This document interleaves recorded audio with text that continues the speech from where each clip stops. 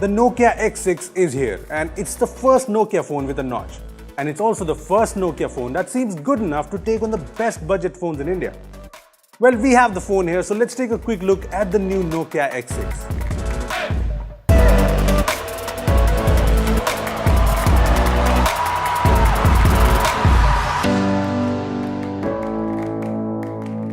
Hey guys, this is Rupesh from bhome.com and this here is the Nokia X6. Before we take a good look at the Nokia X6, I'd suggest you to hit the bell icon to get notified every time we post an awesome new video. Also, this video has been brought to you by Adobe, which we all know makes some great photo and video editing software that we personally use. I'll talk more about Adobe at the end of this video, so stay tuned for that. Now, let's talk about the Nokia X6. So this here is the Nokia X6. No, not this one. This one is from 2009. Nostalgia. This is the new Nokia X6, and yes, as I said, it's the first Nokia phone with a notch.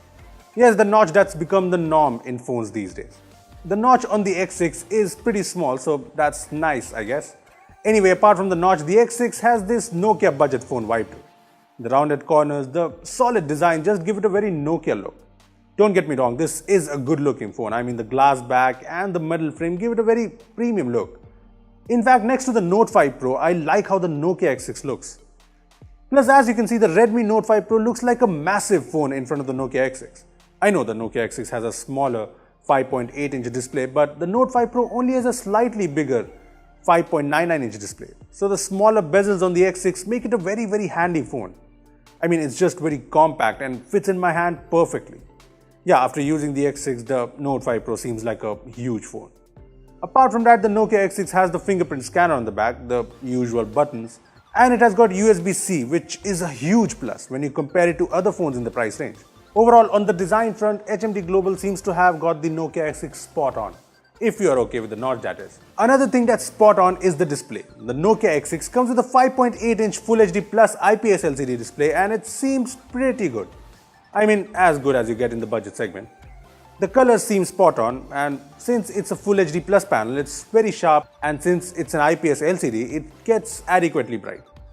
So yes, the display on the Nokia X6 seems good enough. Now let's talk about the cameras on this thing. The X6 packs in a 16 megapixel f2.0 plus 5 megapixel f2.2 camera setup with dual LED flash and support for 4K video record.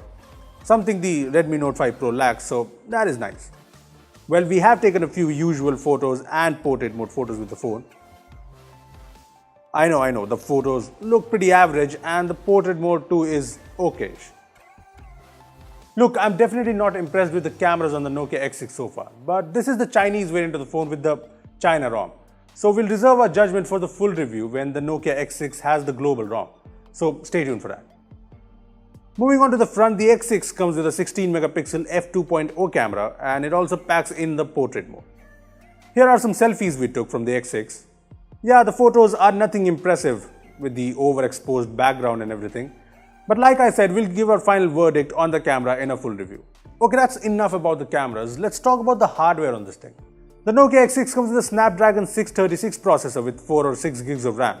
We have the 4GB RAM variant of the phone, and well, the phone seems to run fine. I mean, we will be testing out the phone extensively. But as of now, I have had no major problems with the X6, and that's also because of stock Android. I mean, most stock Android budget phones perform decently well, so I'm expecting the same with the Nokia X6. We have Android 8.1 Oreo here, and while it is stock, there are a few additional features. There are gestures which I think are limited to the China ROM that we have here. Anyway, the gestures here are a bit different. You can swipe up from the center to go home, swipe up from the left bottom to go back, and swipe from the right bottom to open the recent screen. It's different from the gesture implementation on MIUI, Android P or Oxygen OS, but I can see myself getting used to it, and I hope they keep it in the global variant of the phone. Apart from the gestures, there's Face Unlock, which seems to work fine.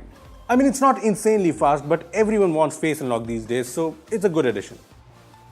So it all seems pretty decent. Plus, I'm pretty sure in India, this phone will come with Android One, which means regular security patches and promised Android updates, which is great. On the battery front, the Nokia X6 comes with a 3060 mAh battery, and while we haven't tested out the battery yet, let's hope it's decent enough. The phone supports quick charging 3.0, so the phone should charge pretty quickly. Well, to sum things up, I have a good feeling about the Nokia X6.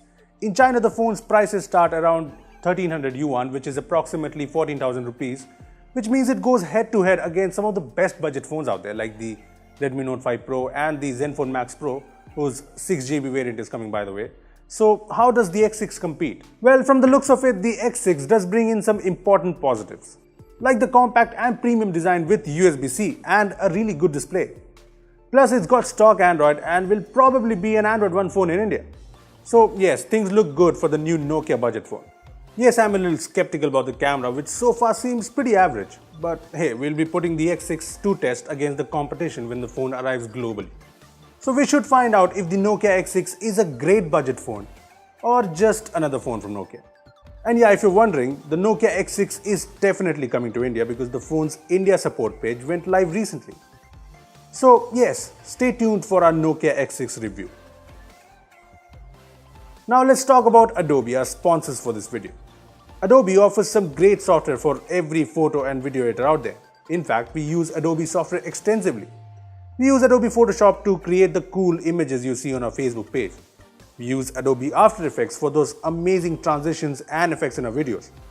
And we use Adobe Premiere Pro for our Facebook videos.